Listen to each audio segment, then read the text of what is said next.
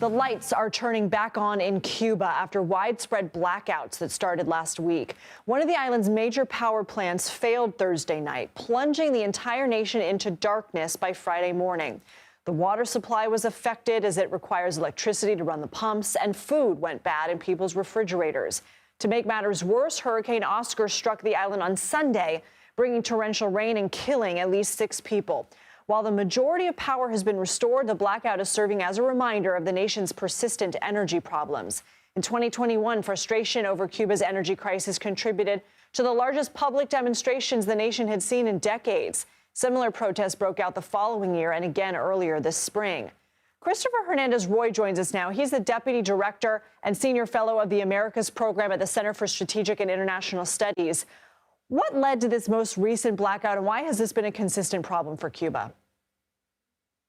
Good evening. It's a pleasure to join you tonight. Well, as you said at the top, their main thermoelectric plant went offline, apparently due to a spike in demand, and there was a cascade effect throughout the grid.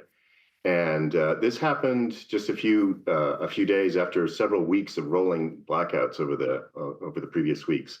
And the grid, as they were trying to bring it up over the weekend, it collapsed a couple of more times as they were trying to connect the eastern part of the grid with the central and western parts. The Cubans have an antiquated infrastructure which has been patched over the years, but it's never been replaced.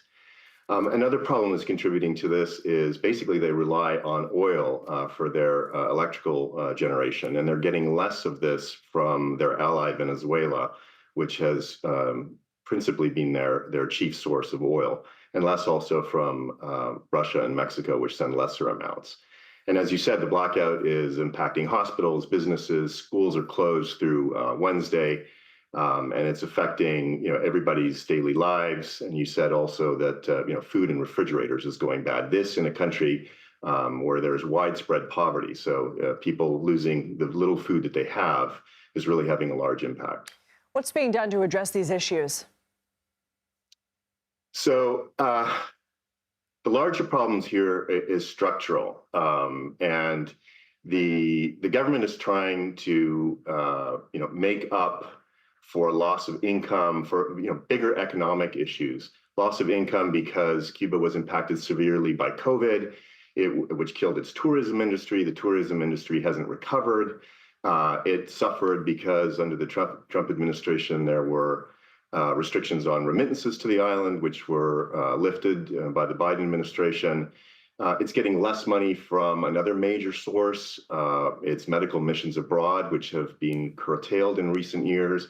So there's a tremendous lack of resources in the country, and the government's trying to address that, A, by printing more money, which is leading to inflation, but also by reducing subsidies and increasing prices on a number of things. Has the public backlash led to any meaningful change in policy? So the government has said it's aware that the economic issue is bad, and they've told Cubans that they're going to have to tighten their belts further. They're trying to manage it, as I said, by increasing prices and reducing subsidies. But they're not doing anything about the fundamental problem, which is a structural problem of a command economy that doesn't allow for sufficient free enterprise, and it doesn't allow for people to engage in their business pursuits. Christopher Hernandez-Roy, thanks for joining us. Pleasure.